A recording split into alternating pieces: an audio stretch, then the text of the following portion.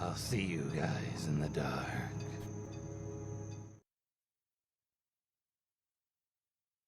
This story starts around 7 years ago when I was a senior in high school. I joined the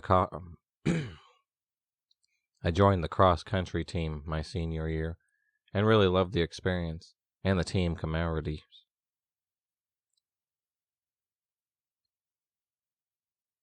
The boys and girls teams trained together in the A groups and B groups. The A group was all boys, and me. I didn't mind this. It's definitely pushed me to a better runner, but it was really difficult to try and keep up with them. Being in A group, I grew close with a lot of the guys, and they all knew I had a boyfriend. One guy, Joe, was really funny, and we got along great. We'd sit next to each other on the bus in meets, and we'd text a lot, but I thought we were just friends. After cross country ended, the boys convinced me to go indoor track, and this is where Joe got really weird. In January, my relationship ended, and it was whatever. A high school relationship ending isn't the end of the world, but Joe started acting strangely towards me. He gets really mad if I didn't text him back.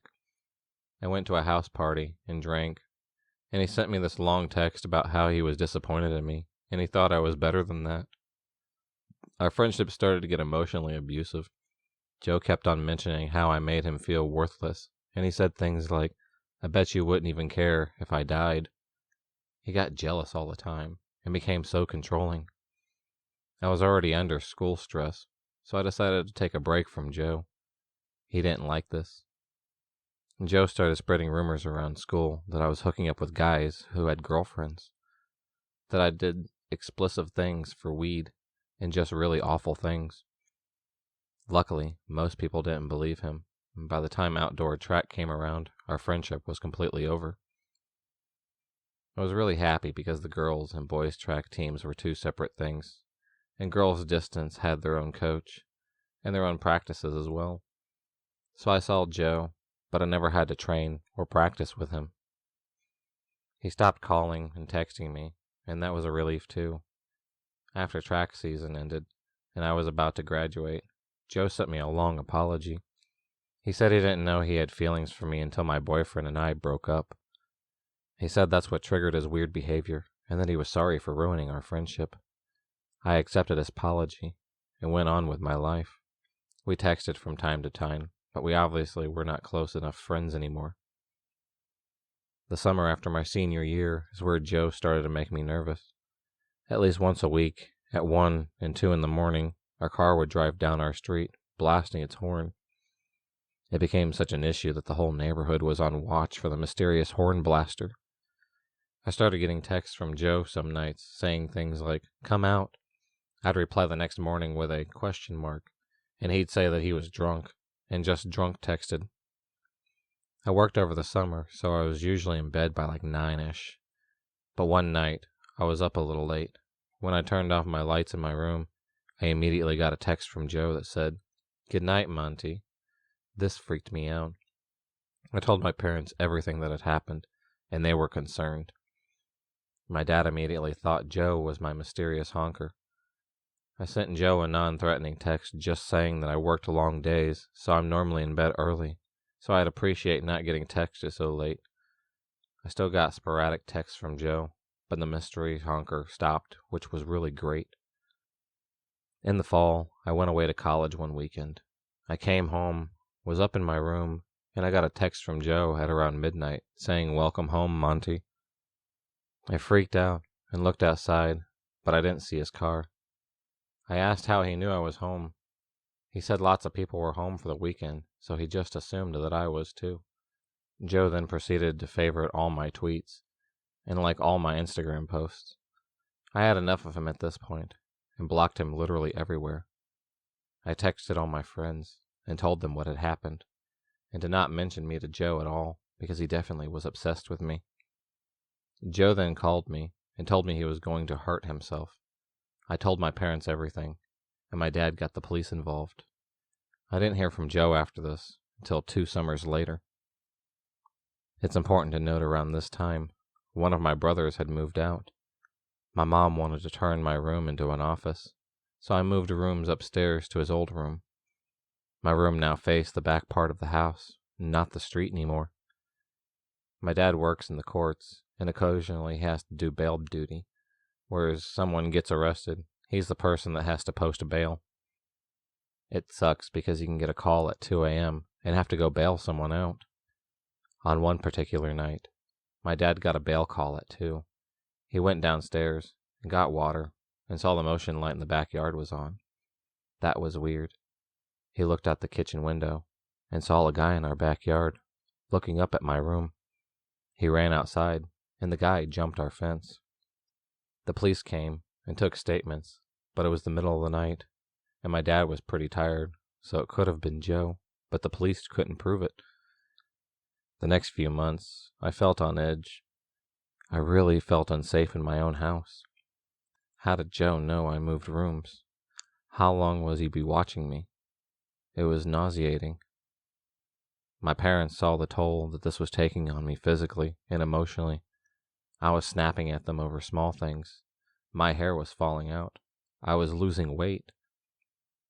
One day at breakfast, my dad walked into the kitchen and said, "I'm handling the Joe situation today. He won't bother you anymore." After that, the incidents just suddenly stopped. I ran into Joe at a party a few years later. He saw me, turned white, and left the party immediately. I have absolutely no clue what my dad did, but he made sure Joe and I will never meet again.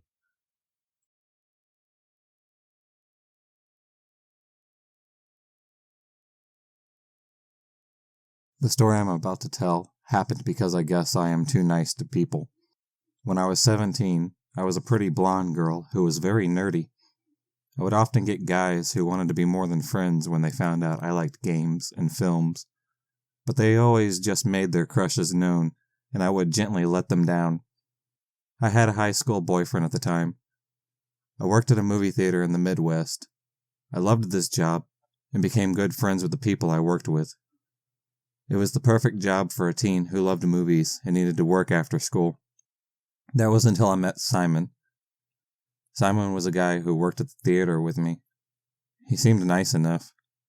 A little geeky and not very attractive, but kind of just a regular guy, and I was friendly as I always was.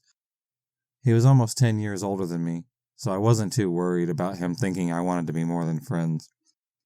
As time went on, he gave me more and more attention, talking to me for hours during the downtime when movies were playing. I suspected he might like me, but I wasn't too worried, as he was a manager, and I wasn't, and dating between managers and staff was not allowed. So I thought he would just keep it to himself. Then after a year, I was asked to move to another theater as the one I worked at would be shutting down in a few months. I agreed, but was the only staff member to be offered this option. I realize now that this is not as fruitless as I thought it would be. Just a week after I started at the new movie theater, Simon showed up to say hi. I was friendly as always and was nice to him. After all, we were the same movie chain, so he could come here to watch movies for free if he wanted to. I thought it was innocent, but soon started to feel uncomfortable when all of the time Simon was spending hanging out at the movie theater. I asked my coworkers if he came in when I wasn't there, but they said no. Then it dawned on me that we no longer worked at the same movie theater, so he was free to pursue me romantically without worrying about his job. This made me worried as he started, if not awkwardly, flirting with me. I found out later that a girl at my job who didn't like me had Simon a copy of my schedule for the next 2 months. So I started to hide. Every time I saw him, I would make some excuse to go and hide in the stock room or the projection booth. It was starting to make me very uneasy. My boss, who is still a great friend to me, noticed how uncomfortable I was, and told me if I wanted to, I could report it to the home office and get him to stop. I thought this was taking it too far, and I declined, thinking eventually he would give up. Well, he didn't. He came in close to my birthday and dropped off a card and a CD with lots of rather creepy music on it. I had finally had enough and told my boss to report him. The management told him he wasn't allowed to come to my theater again, or he would be fired. I didn't see him for a few months. Thought it was over, but then I had people I worked with at the old theater who went to the high school with me coming up to me in the halls and cussing me out for getting Simon in trouble. They said I had led him on and that he was a lonely guy who had a crush on, and it was cruel, and that I got him in trouble or that I wouldn't give him a chance. I was horrified that he had been spreading these rumors to people I thought were my friends, and now were attacking me at school. I spent the next few months afraid to go anywhere. I lived in a small town and was terrified of going out in case I ran into him. I am a genuinely nervous person who scares easily, so my parents thought I was overreacting. My boss told me not to worry, and that Simon probably had given up on me. Oh, how I wish that had been true. The day the old theater closed down, I was at work. I had to work late, and me and my boss were the last ones to leave for the night. My boss, Peter, asked me to wait for him so he could pick the lock up together. It was about 2 a.m. once we left. The door had been locked since 10 p.m. so no customers could get in. As we walked out, my boss, who had kind of a sick sense of humor, was joking about Simon and his crush on me, probably trying to make light of it to cheer me up. When we stepped outside, I turned to lock the door, and my boss shouts, "There he is!" I thought he was joking again, and turned to tell him that it wasn't funny. But he wasn't joking. Simon was standing there, with Peter just between us. I froze. My entire body went rigid, and I didn't know what to do. I heard Simon say my name, and saw him try to get around my boss, but Peter spread his arms out and blocked him from me. I saw that he had to get his eyes fixed on me. Peter told Simon to get out of here, and that I didn't want to see him. I struggled to unlock the door, which was notoriously sticky to get open. I could hear Simon trying to get my attention, but I just focused on the lock. Finally it gave way and I rushed inside, running for the office, which had a deadbolt security door. I unlocked it and sat inside hyperventilating. Peter came in and shut the door, checking in if I was okay. He told Simon to go home and to not come back or he would call the cops. We sat in the office and waited for what seemed like forever. Peter then said he would go and check to make sure he had left, and I stayed in the locked office. A few minutes go by, and I hear Peter's voice telling me that he was coming back in. When he opened the door, he looked furious and headed straight for the phone. I asked what was wrong, and he said that Simon was still out there. Apparently he had parked in the shadow of the theater where it was hard to see. He parked in such a way that he would have to had walked past him to get to my car. He had parked his van, a van I didn't know he had in the shadows. Peter had found him crouched down beside the van, as if waiting for something, waiting for me to walk by. Peter had shouted he was calling the cops and ran back inside. By the time the cops showed up, he had left. They took a statement, and Peter gave them all of Simon's contact information, as it was still in the system. We guessed he showed up today because he was no longer at risk of losing his job, as the theater had closed down. I never saw Simon again, but it didn't mean I wasn't terrified. I spent the whole year up until I moved away, terrified I might run into him again. I never did, but it ruined what should have been a great summer before I left for college. I hate to think of what would have happened if my boss hadn't been there that night, or hadn't been smart enough to check that Simon had left. I am still good friends with Peter. He even came to my wedding. I owe him an unknown debt. And to Simon, wherever you are, let's not meet again.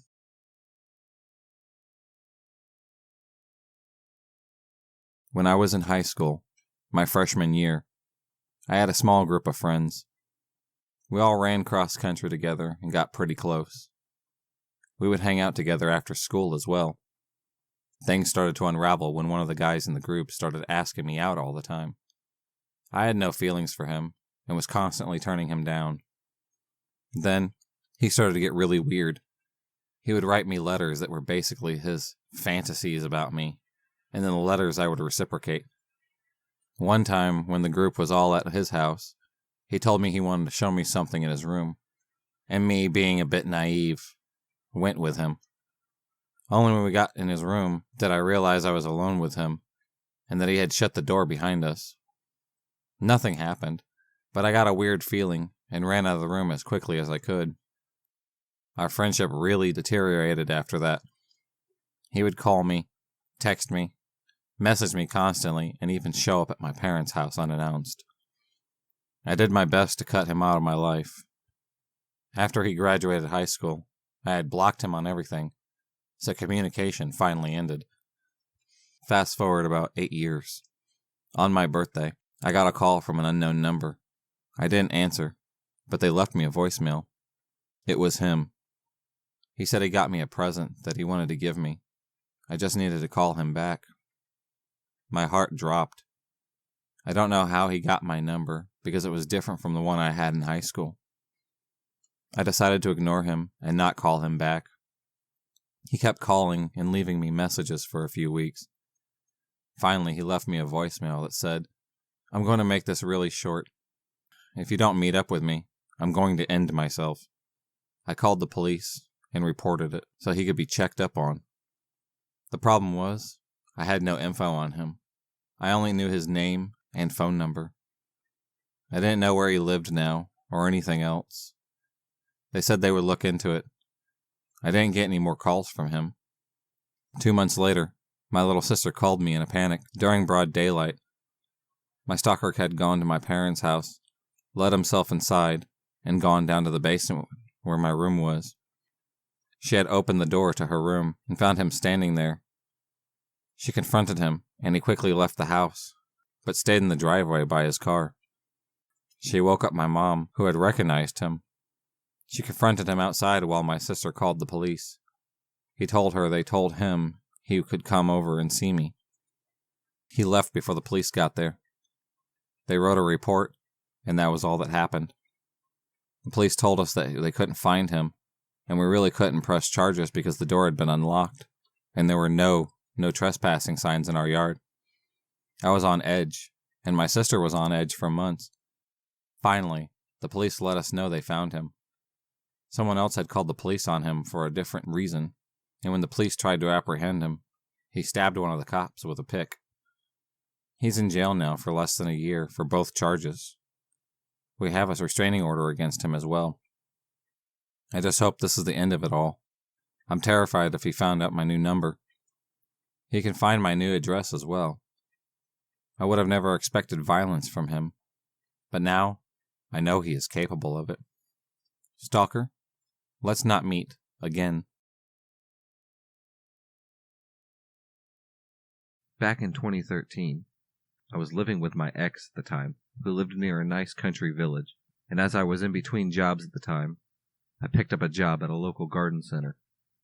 It was casual retail work, fairly decent pay, and easygoing enough that I could take a coffee break frequently and wear basically whatever I liked as long as I wore my work polo shirt.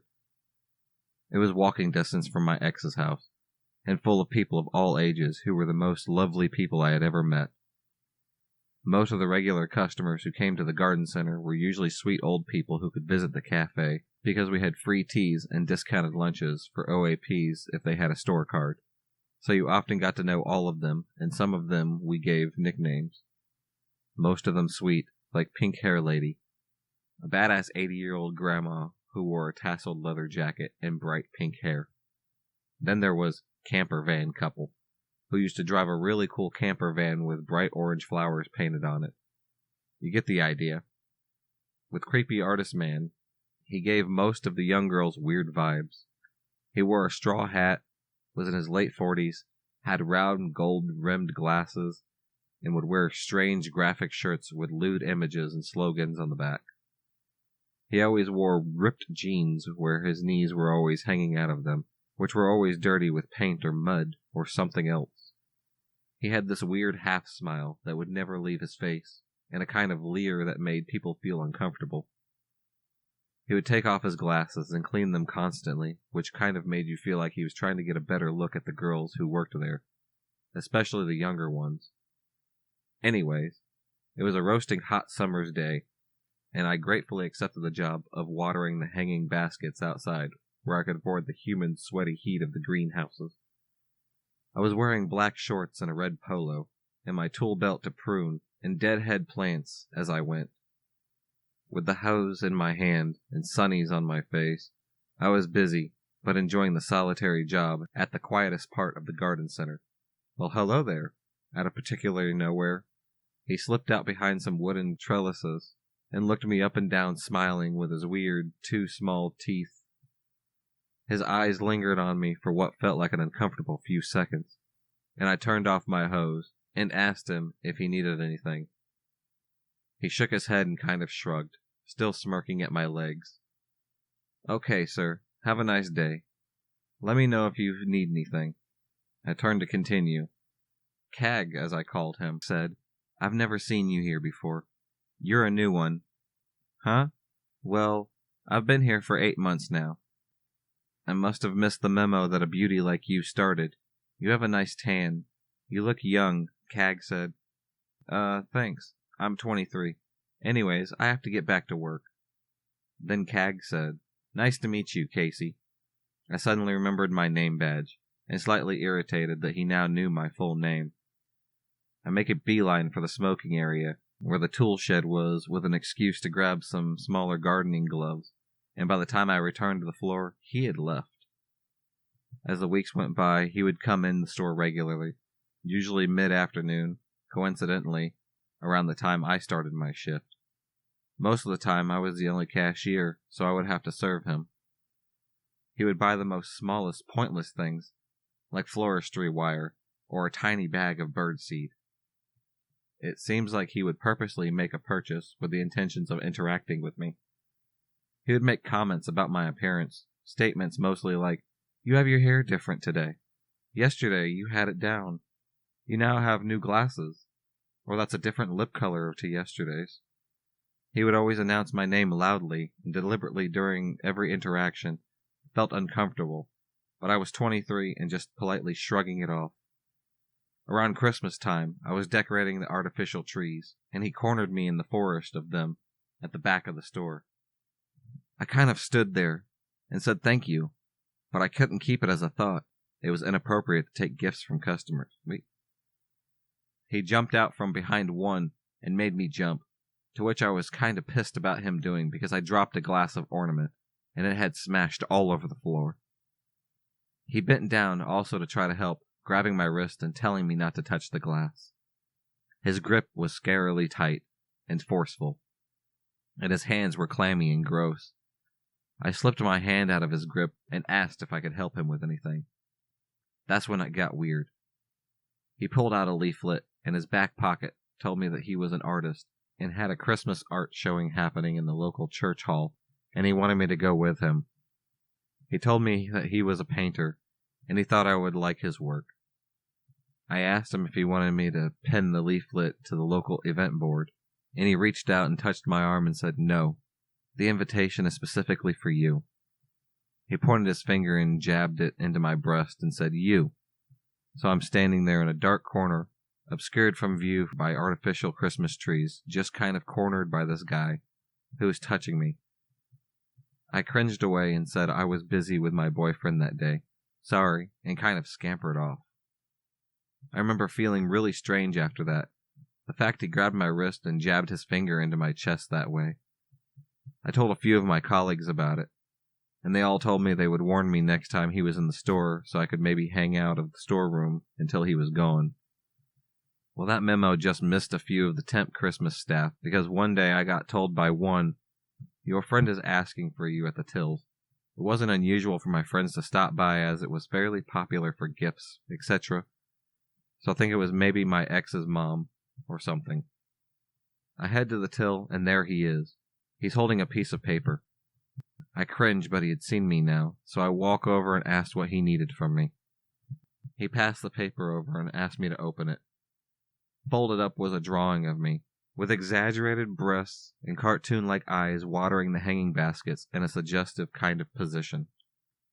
I kind of stood there and said thank you, but I couldn't keep it, as I thought it was inappropriate to take gifts from customers. I handed it back to him, and he kind of looked at me with this angry stare. He turned around and walked out without another word. By this point, I had had enough. I knocked on my manager's door and told him about the whole scenario that had just happened and all the previous interactions I had had with him over the past year. He watched the CCTV and agreed that it was so strange that he gave me this gross picture and told me he would talk to him if he came back. He praised me for my reaction to his advances and said I was doing the right thing and he could try and see him off next time. The next day was a Sunday, and I was not due into work. My boss calls me and tells me he just received a call from HQ stating that an anonymous caller had called in to report a staff member inappropriately coming on to the customer. The staff member they had described and named was me. The caller had said that I had been inappropriate towards him at work, offered to do it with him, had led him on and obviously promiscuous, and that I had been pursuing him for over a year. The jerk even described a fictitious relationship we had had, and ranted loudly about how I had cheated on my boyfriend before hanging up. HQ quickly didn't believe a word, as my manager had already mentioned the guy to one of the higher-ups, but they thought it was wise to let me know about this crazy guy and suggested I report it to the police. The next day, I did just that. The officer I spoke with said that he matched the description of a man who was a local pest, somebody who often harassed young girls in the local area. He was also known to stalk girls in his car and attempted to abduct a young girl 4 years ago. The police officers assured me that he would file a report and talk to him officially, and that he was not allowed in the garden center or anywhere near me ever again, and if he did, and I was to call the police, and he would be arrested. Unfortunately, though, it never happened. It never stopped him sending a ranting letter to my workplace addressed to me, saying he would kill himself if I didn't take him back and receive his gifts of what he drew of me. Fortunately, the police saw this as unsolicited contact, and he was thankfully arrested. So creepy artist guy, let's not meet, ever again.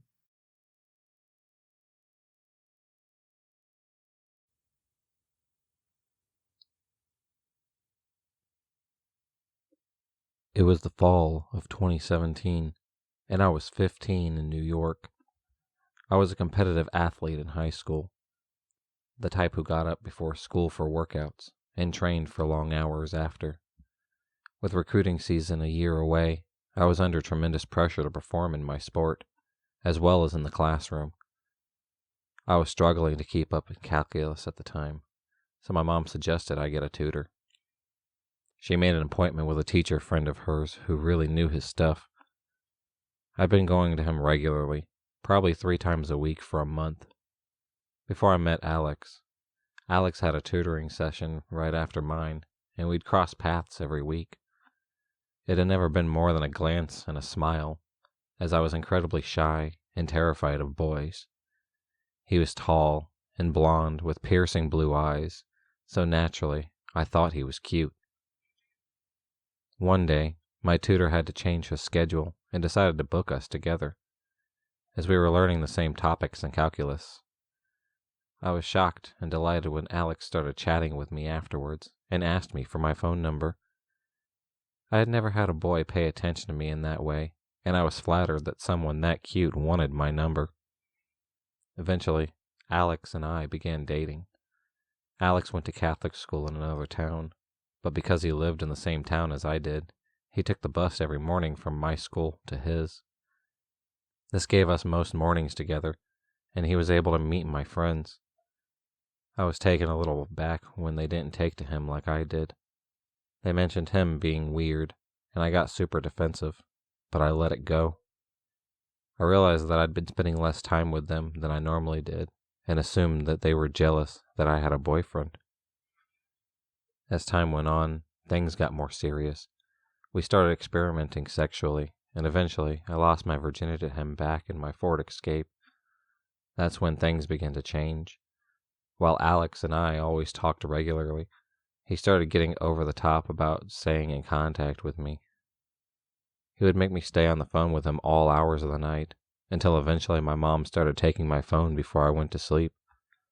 This relationship also started taking a toll on my athletic career. I was too tired to spend my extra time training and started skipping my practices just to see him, driving 30 minutes each way to his school. Eventually my friends sat me down and told me how unhealthy this relationship has become. I had isolated myself from them, and my entire free time was spent with him. At this point, I wanted so badly to end the relationship. I had fallen out of love with Alex, and college applications were approaching. I had been scouted by no less than 10 colleges, and my plan was to attend Brown. My dream school, of course. Alex's obsession with our relationship had taken a huge toll on his grades, and Brown wasn't going to be an option for him.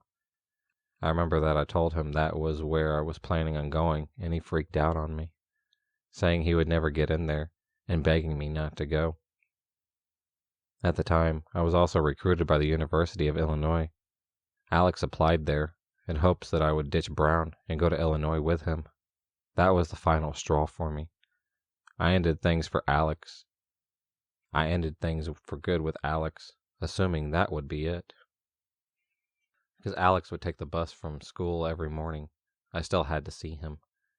I remember walking into school past him and his classmates who took the bus with him, and some of his guy friends yelled out slut and whore at me. Apparently it had spread a rumor that I had cheated on him with a bunch of guys, and then ended it with him. I ignored it until I started getting Facebook messages from random people at his school. I spent months getting nasty messages from guys from his school, accusing me of having STDs, and telling me I was going to get gangbanged at by his friends. Eventually I had to delete my Facebook because it wouldn't stop. I think deleting my Facebook was what set off the stalker tendencies for Alex. He wasn't able to see my face online, so he started calling nonstop and sending desperate AIM messages telling me he loved me. While this was going on, I was the favorite to win the high school championship in my sport. I'd gone undefeated all season. Alex ended up showing up while I competed for the championship, and I saw him there. It shook me so badly, I ended up losing the title.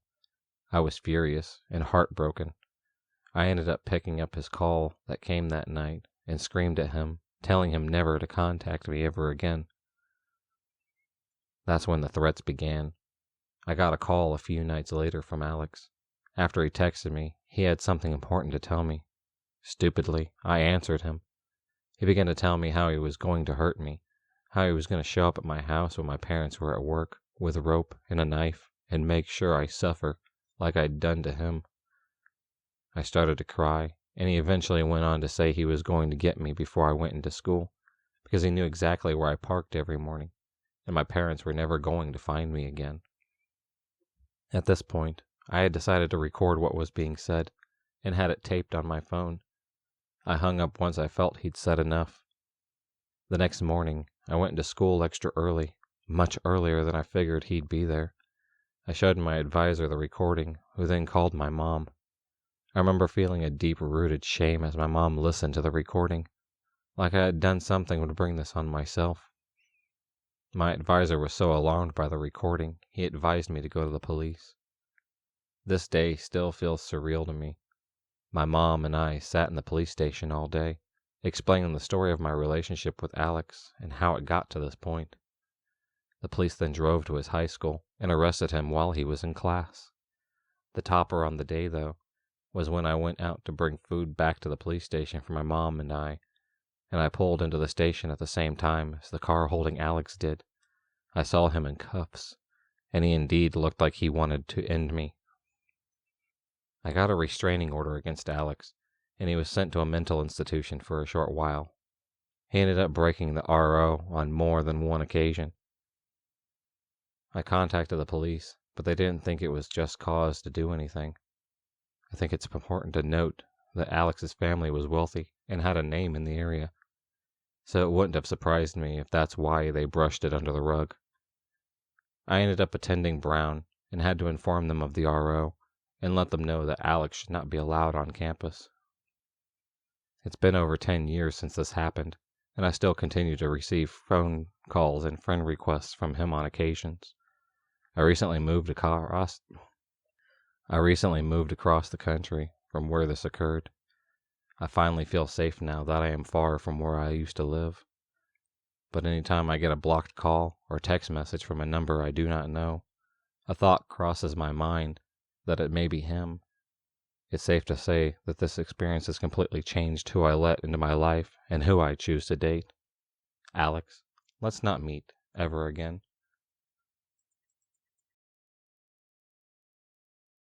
Being on servers online can lead to a lot of unwanted attention. I'm a part of a staff team on a lot of servers, weeding out potential trolls, or just people who are looking for something we do not provide. One afternoon in October, we get a new member on the server. She went by Terrence. She created her introduction and gave her age, as we all have channels for adults to talk more freely without worrying what they might be saying in front of minors. Only being 15 years old, I gave her the roles and let her chat in the channels we offered for minors freely. Something started to get weird when I started posting selfies of myself without any cosplay gear on. No wigs, no colored contacts, no fancy outfits, just me. Now, I'm gender fluid, and so I flipped from feeling masculine and back to feminine. I have my hair short on the sides and longer on top, and stick up the top of my hair, just so I can have the best of both worlds and feel comfortable. Terrence complimented me.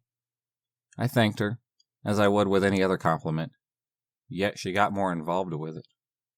A few weeks later, she began to PM me about how she loved how I looked. I again thanked her, and kept interactions brief as I felt uncomfortable with somebody 3 to 4 years younger than me complimenting me all the time.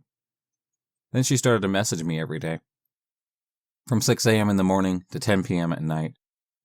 She started to save my selfies and make edits of them, fancying up the look on them, and then sending them to me.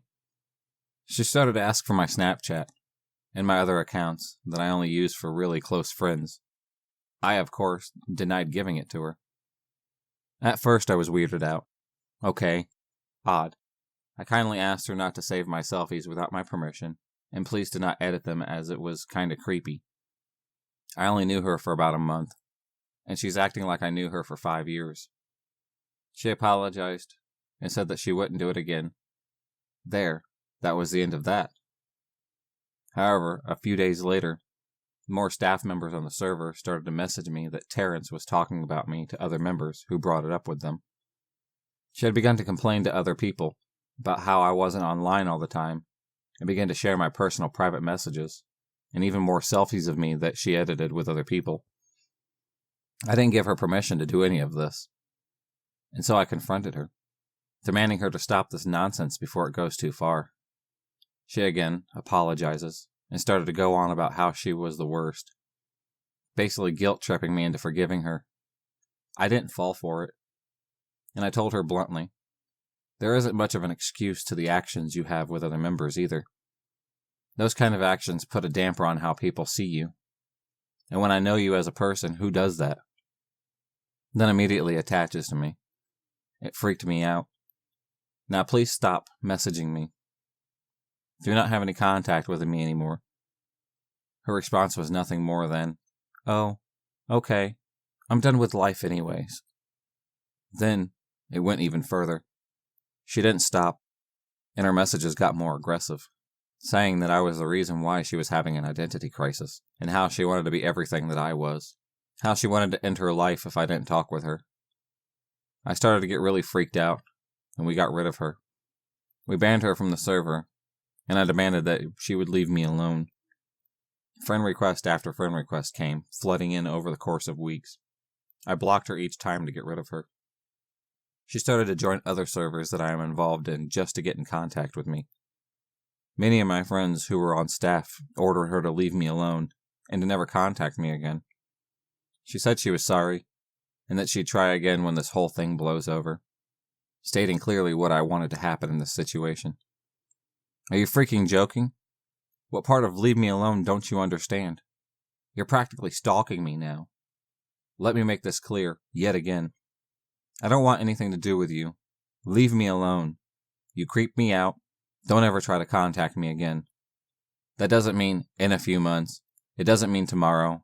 It means never contact me, ever again. Nothing happened for months. I was on edge, but relieved it was over. I went on with my life and started college. The relaxation came to a sudden stop one day.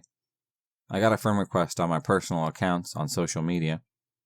These accounts that I haven't linked up to any sort of account I use for business or in my animations. She messaged me things that I have never told her.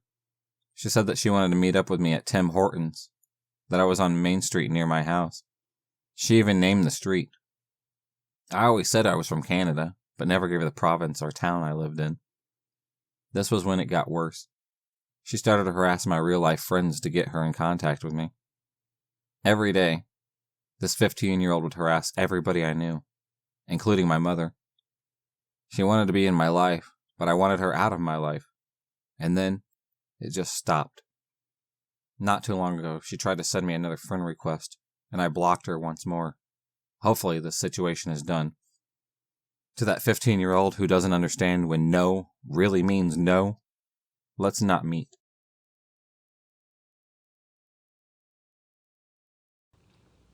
I live in a safe country. Crime rates and cases of violence are quite low compared to other countries. So I grew up having this false sense of security, but my view of the place I live in all changed when I was 16. I was on my weekly visit to the indoor swimming pool. I really enjoyed swimming, and it was a change to my otherwise very routine-like life. Well after my experience that day, I wouldn't visit the swimming pools ever again, at least for now.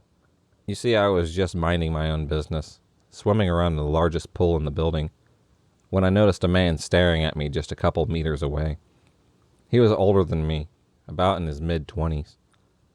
He looked like he was, or had an immigrant background. He didn't do anything wrong. He only looked at me when I swam around, so my alarm bells weren't going off yet. But being a 16-year-old girl, I felt a bit awkward.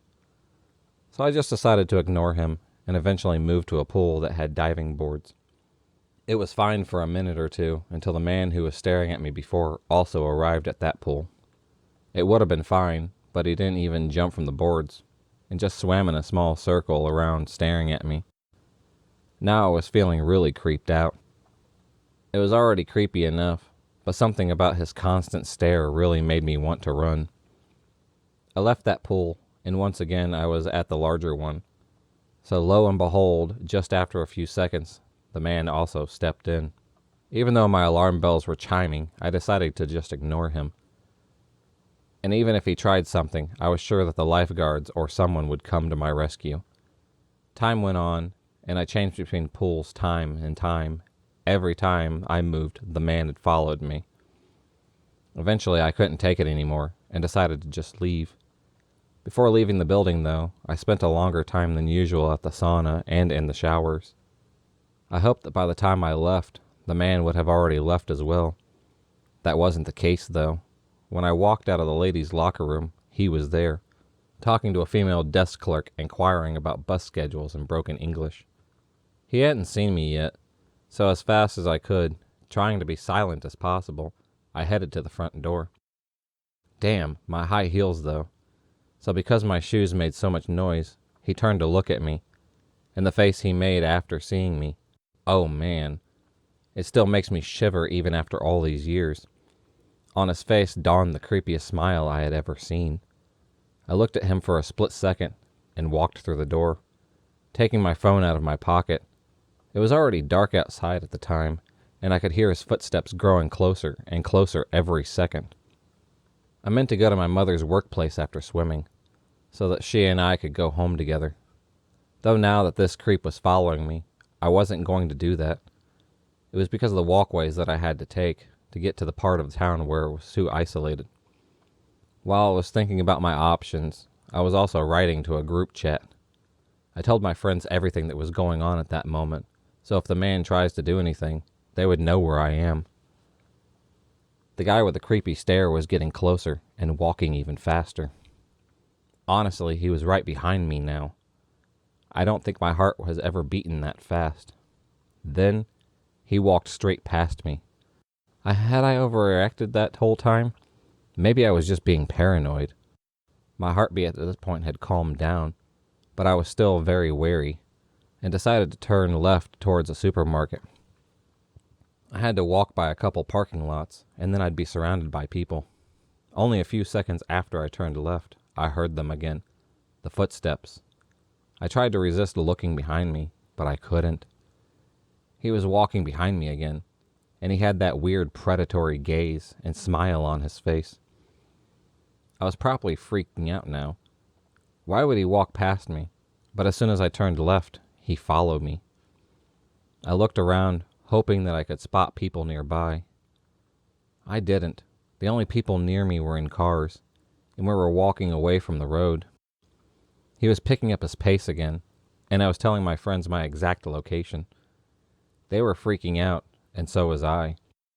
The man was basically breathing down my neck now, and I worried that if I started running, he would attack me. Though if he wanted, he could do it anyways. He was so close that I could hear his breathing. Then I heard him sniff me. Actually sniff me. I picked up my pace to almost a running speed when a car drove to the nearest parking lot. Thank God for that car. If it didn't arrive, I don't know what would have happened to me. The man noticed the car too and immediately slowed down. I decided to walk to the supermarket through the parking lots, so I walked across the grass to safety. I took one last look at the guy, and the look on his face was horrifying. He glared at me. His teeth were almost bared from the scowl that he wore. After that, I didn't look back and walked back to the store, my heart still beating very hard. I leaned against a wall and texted my friends that I was fine. Moments later, I texted my mom to come pick me up from the store. When she arrived, I didn't tell her what happened. To this day, I wonder why I didn't tell her anything. That was probably because I was too embarrassed. Why? I'm not sure myself. The whole car ride back home, I was holding back tears. It was the first time anything like this had happened to me. Even though me and the creepy guy never even exchanged a word, his face is buried in my brain. I wish I had informed the police, because the thing that haunts me more than his stare is that he had done what he intended to do to me to someone else, and succeeded. Still, creepy stalker guy, I hope to never meet you ever again.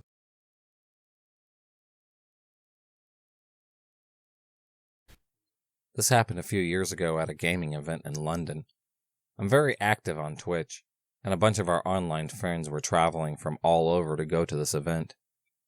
I was a moderator for this channel, and another one of the mods, from the Netherlands, who I was very good friends with at the time, had told me he wasn't going to the event because it was too expensive. Skip forward to the day to the event. I got a message on my phone from this mod saying he is outside the event and he'd like to meet up with us. Turns out he had been planning to come all along, but was just aiming to surprise us with his presence. At this point, it is important to note the group consists of 3 boys, 3 girls, and us 3 girls decided that we were going to leave the event early to go get ready for the after party that evening. As we were trying to leave, he tried to come with us. Even though we kept proclaiming that it was literally just us 3 girls, going back to my place to get changed, and flashy for this party, which in hindsight is very creepy for him to want to come with us. We all arrived at the party, and drinks are flowing, and he keeps actively making too much effort to spend time with me, giving me drinks, interrupting my conversations with other people, and just becoming a general hindrance. I got to the point where I literally was trying to hide from him the whole night. As it approached kick-out time for the party, a whole group of us moved on to a nightclub nearby, where he just stood and watched all us dance, literally still like a statue. It was beyond creepy, and several people at this point had pointed out his weird behavior towards me. About 3 a.m. in the morning, we all make a move to the train station to head our separate ways home. Me and another girl had to go the same way home, as she lived a few train stops away from me. As I was about to leave, he approached me and said, "I'd like to take you home. I have nowhere to stay tonight, and as I plan to just walk around London taking photos, it wouldn't be no bother to me." Alarm bells start ringing. He traveled all this way, knowing he had no place to stay. A creepy middle-aged guy, who had surprise visited a group of younger people in another country, wants me to take him home. Hell no. I politely decline, and explain I live rather far out of London, and it'd be a long trip for him just to escort me home when I already had a friend for my journey. I dart around saying goodbye and make a swift exit before he can notice I'm gone. It's now 5 a.m. and I'm home, and my window faces the front of my house. I am getting changed, preparing to get in bed, and I go to close my curtains, and there is a strange figure standing outside of my house. It was very dark, and I couldn't make out if I recognized them. But from their structure, I immediately recognized this is a gentleman similar to the structure of that man who traveled across country to spend literally every living moment with me. Whether it was him or not, I will never be sure. But I have never ran downstairs quick enough to make sure that my door was locked than I had at that moment. Safe to say, I didn't sleep that night. The next day, there were talks in the mod chat, and he had mentioned that he went traveling on the underground to visit different areas, but never really confirmed where he went or what he saw. And I guess I will never know if it was him, but if it was, I never want to see him again.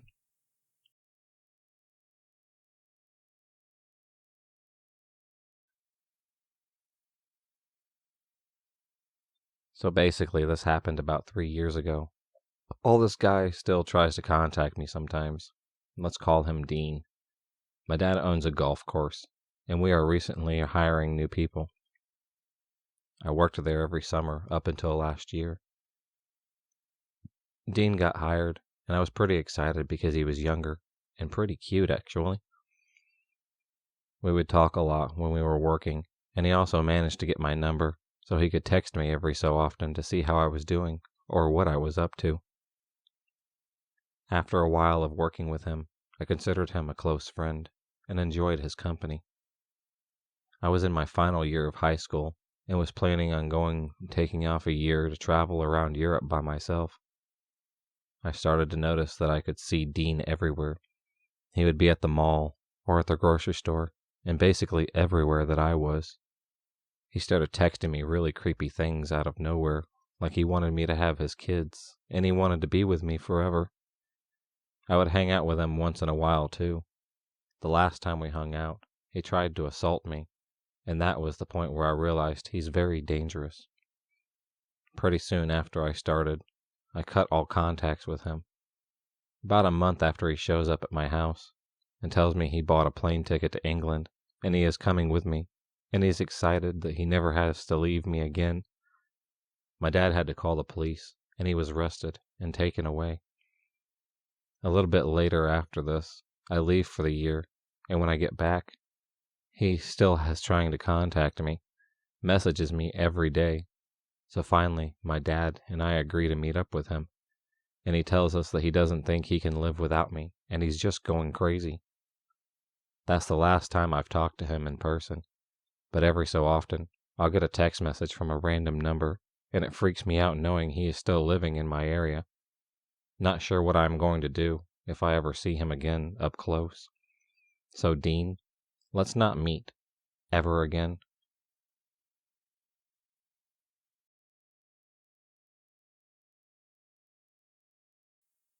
I'm a GFE escort. That stands for Girlfriend Experience. A GFE is a booking where the escorts bring more intimacy and a more genuinely easygoing feeling to the appointment. We did not have a lot in common, but I found mental health struggles and politics were something we could bond over. Last June, he booked his first appointment with me. Since then, he has seen me 14 times, in 1-hour increments. He expressed interest in seeing me outside of work, and I had declined. Over the past year, he gradually escalated in terms of offering to help me outside of work. I didn't want the help as I didn't want to encourage the strings that would be attached to it. He also started writing me letters that he'd give me at the end of each session. He also brought a few odd gifts, but nothing that I would have wanted or asked for. A couple times this was annoying, as I then had to figure out what to do with them. I was already thinking that I might need to end our interactions due to him getting too close, but things really started going poorly when he lost his job in May. In the following weeks, he expressed to me that he thought there was a conspiracy to get him fired, as well as a conspiracy to sabotage his interviews at other companies. I also pointed out that maybe he should stop seeing me until he got another income source. At this point, I was feeling very uncomfortable being the locus of his happiness, especially if it was going to start making the rest of his life worse, which really then amplified the issue. Things came to a head when he brought a damn refrigerator to my work. As you can expect, because of the legality of my work, it's essential to be discreet and inconspicuous. Bringing a fridge to the parking lot area outside my work is the opposite of that. I told him that I wouldn't accept it, and listed off that I had no means of transporting it home or to my mother.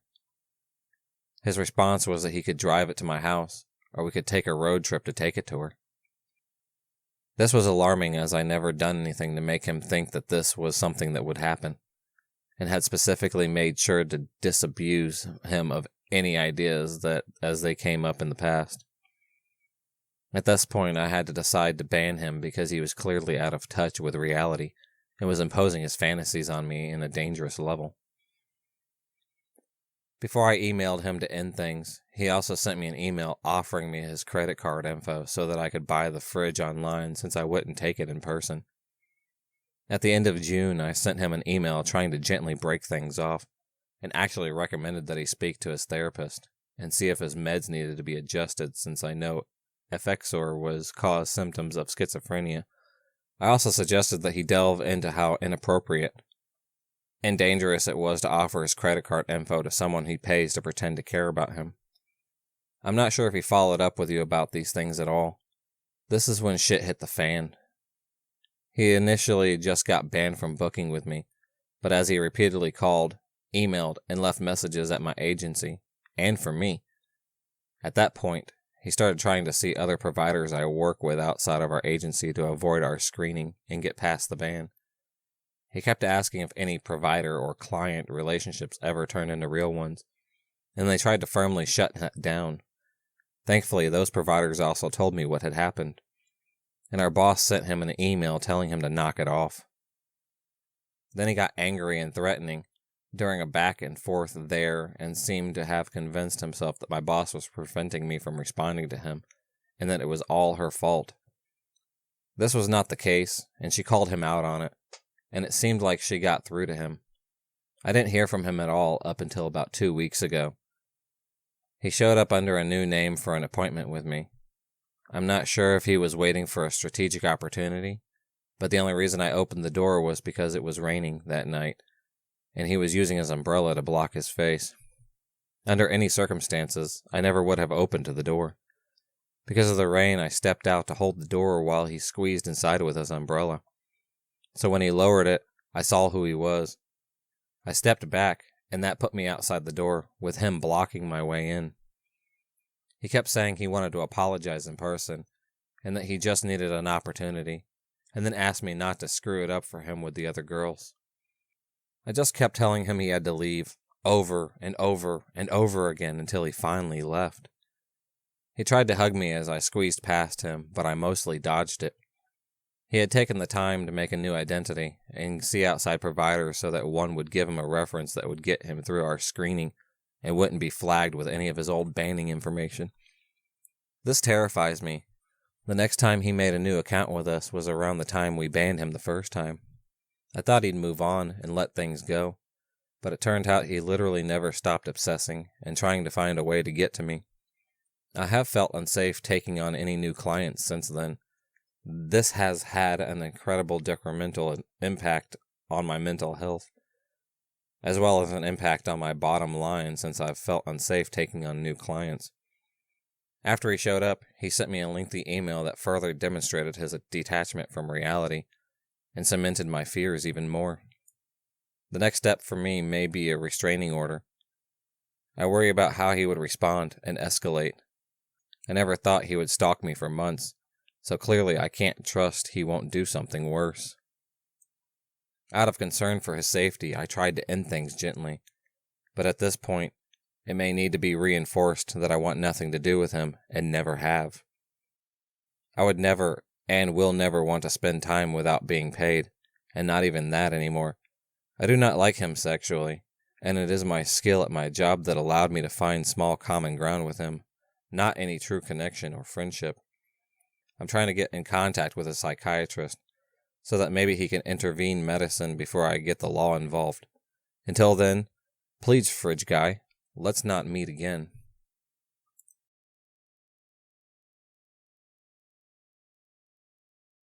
I met my stalker when I was in middle school.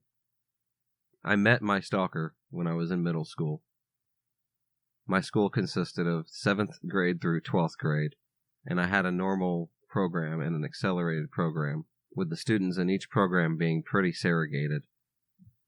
My friends and I belonged to the accelerated program. There was one guy in the group from the normal program, Carson. All in all, we were typical teenagers, with Carson being the group's prankster. We only could hang out at school because we were all shipped in from various parts of the country, county for accelerated program. So after school, we would all get on AOL to chat and play games.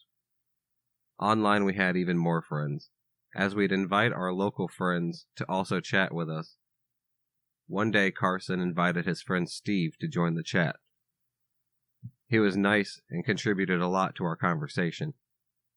We learned Steve actually attended our school, but he was in the normal program and had a different lunch period than the rest of us, so we had almost no chance of crossing paths.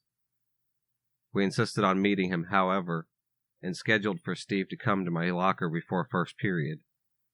The next morning we waited, and Steve never came. My friends and I had a short exchange with another kid, Marco, which insisted of us telling him to go away. Marco had been Carson's satellite since the beginning of the year. Wherever Carson went, Marco would stand 10 to 15 feet away, just watching us. We had tried being friends with him, but he was simply too strange for us. He would touch your face unexpectedly, or try and sneak up behind you to bite you, or tell you he wanted to see your insides out. His list of strange behaviors was a mile long. A few days after, Steve failed to meet us. It came to light that Steve was really Marco, and that the whole thing was one of Carson's pranks. Considering Marco had been a pleasant addition to the chat as Steve, we gave him another chance to join the real group. Besides Carson, I was the only person that really gave Marco a chance. He still did the weird things he had always been doing, but it was now apparent that it was all an act to get attention for being the weird guy. Marco was being abused at home by his mom's boyfriend. He rarely saw his mom, because she worked so much. Marco was the poster child for bad attention, is still attention. Still, my friends wanted him out of the group, and I repeatedly found myself arguing his case to let him stay. Once I caught an older student, a boy that lived on my street, beating Marco up. Being much larger than either of us, he was literally picking Marco up and slamming him into the lockers while he called him a freak. Knowing the bully and his mother, I did what was signature move at the time, and kicked him in the balls, while threatening to tattle on his parents about how he was treating me and my friends.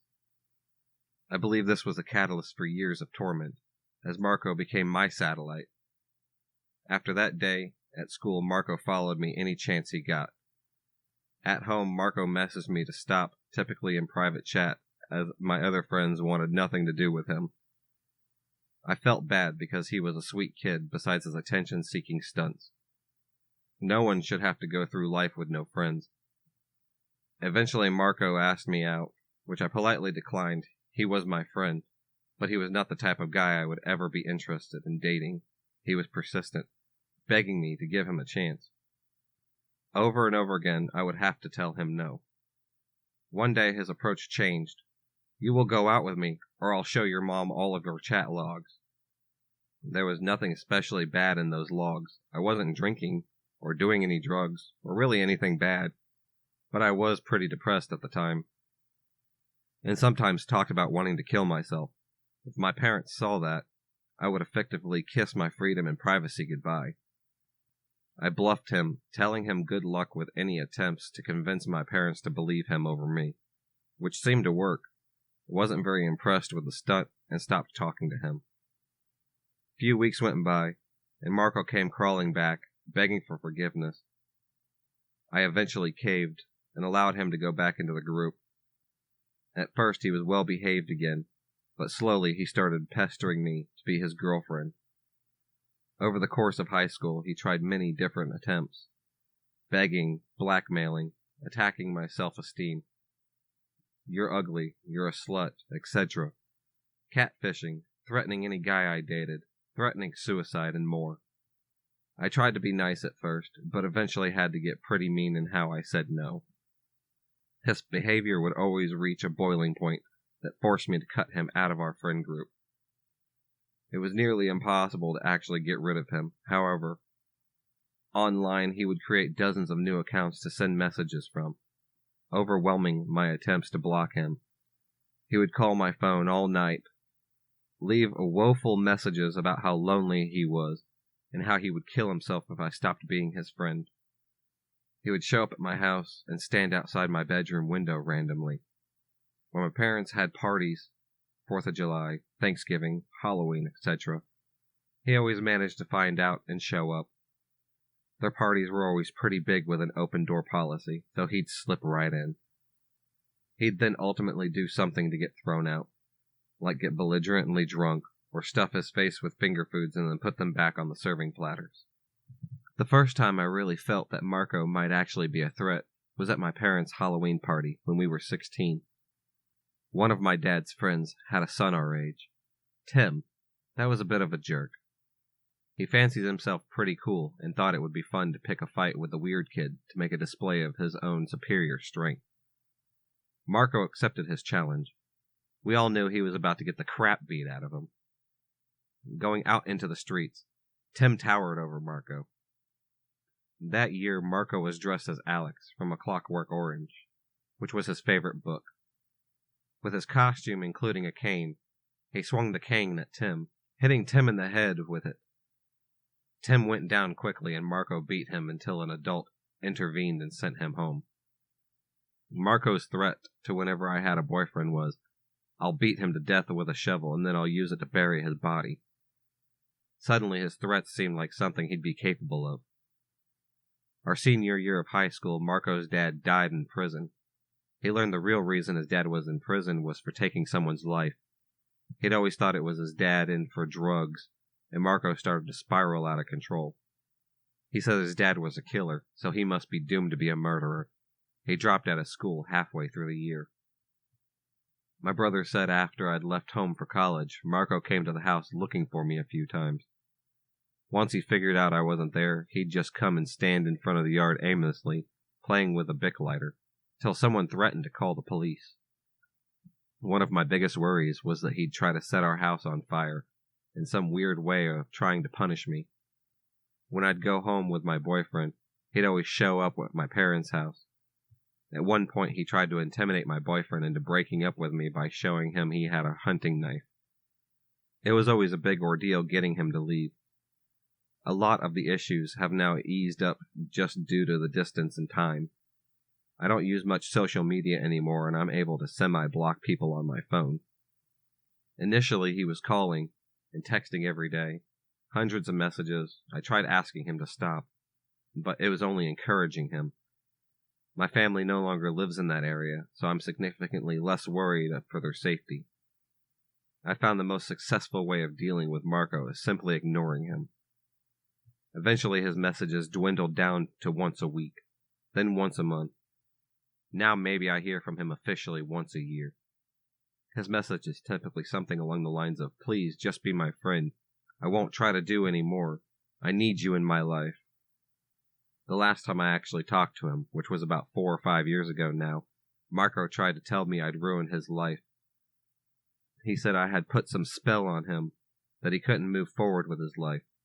He told me he would kill himself and it would be my fault.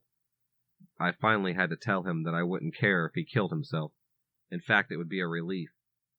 His most recent MO is to call my work phone from a private number just to hear me answer the phone and then hung up. He also calls and texts my brother, our high school friends, my brother's best friends, my parents, my grandparents, my aunt, and my husband to beg them to ask me to call him. Marco messaged my husband, "Tell her she is my angel, the love of my life. I'm nothing without her. I worry she will snap one day and show up at my house or my job to kill me. I have security systems and other means of protection, but I still get paranoid about it. I've talked to the police about getting a restraining order, but they've told me there's no reason, unless he does start showing up and threatening to kill me, so I guess we'll see what happens." If you enjoyed this video, please subscribe, like, and hit the bell for notifications on future videos, and become a Stalker of the Night, and I'll see you next time.